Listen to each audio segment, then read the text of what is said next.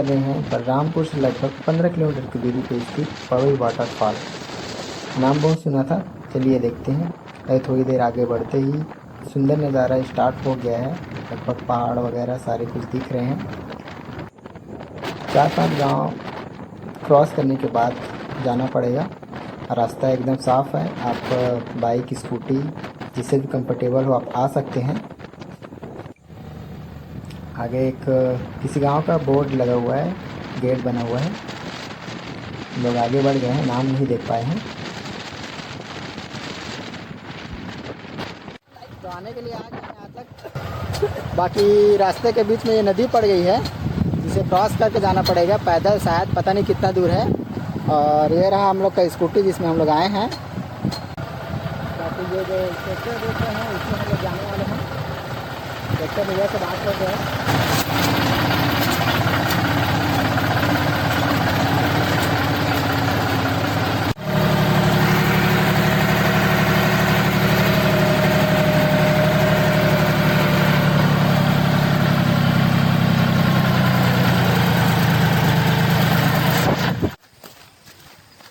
तो फाइनली हम लोगों ने नदी क्रॉस कर लिया है। ट्रैक्टर तो बीच में फंस गई थी, इस वजह से हमें उतर के वहाँ से आना पड़ा है।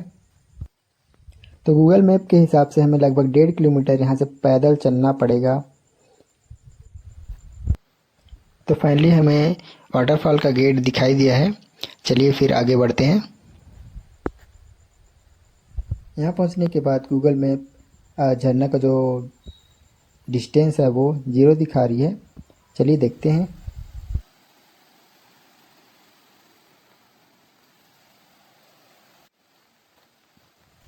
गेट क्रॉस करने के बाद लगभग 500-600 मीटर हम लोग और आगे आ गए हैं।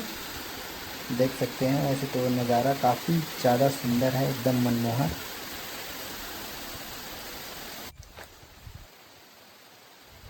मैं सजेस्ट लेकिन ये करूँगा कि आप 1 जने 2 जने बिल्कुल भी ना आए तो ग्रुपिंग में आए, क्योंकि इन दिनों यहाँ कोई आता जाता है नहीं, पूरा सुनसान पड़ा हुआ है।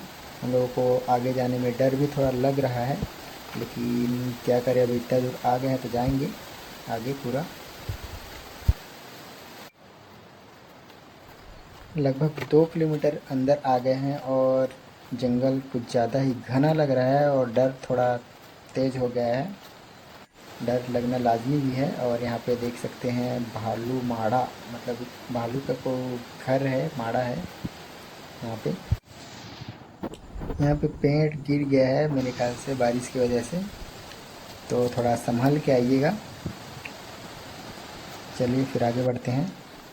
थोड़ी देर बढ़ने के बाद हम लोग को कुछ सीढ़ियाँ दिखी हैं, आगे चलते हैं।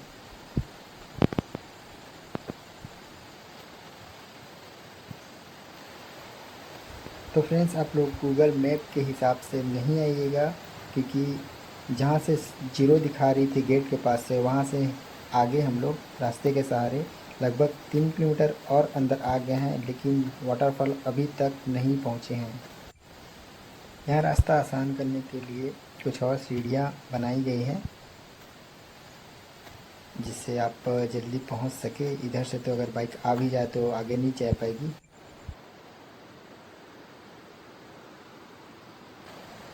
थोड़ी देर आगे बढ़ते ही हमको एक टूटी हुई पेड़ दिखी है, पूरा का पूरा पेड़ गिर गया है बारिश की वजह से।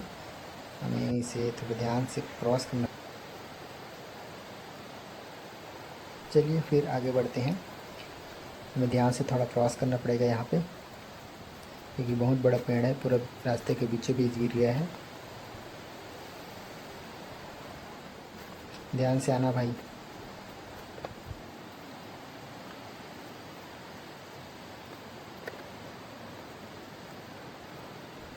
तो पानी का शोर सुन के लग रहा है कि हम लोग वाटरफॉल के काफ़ी नज़दीक आ गए हैं मेरे ख्याल से। बाकी देखते हैं और कितना दूर जाना पड़ेगा, क्योंकि शोर तो काफ़ी दूर से सुनाई ही दे रहा है। फाइनली हम लोग इतने मेहनत करने के बाद वाटरफॉल के पास पहुंच गए हैं। और देख सकते हैं आप मेरे दोस्त को, बेचारा काफ़ी थका हुआ लग रहा है। अब उसका चलने का स्पीड भी थोड़ा स्लो हो गया है।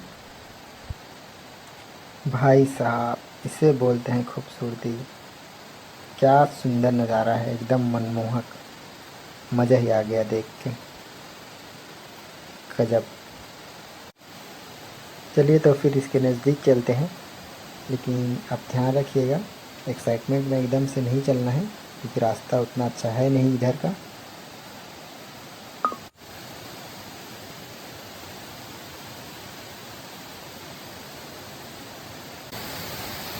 तो फाइनली हम लोग पहुंच गए हैं। देख सकते हैं आप लोग, झरना काफ़ी ज़्यादा खूबसूरत है, एकदम ऊंचाई से गिर रहा है। तो चलिए थोड़ा और पास से चलते हैं, थोड़ा ध्यान से जाना पड़ेगा, नीचे एकदम फिसलन है। बाकी आप खूबसूरती देखो यार, क्या ही खूबसूरत नज़ारा है, एकदम गजब ही।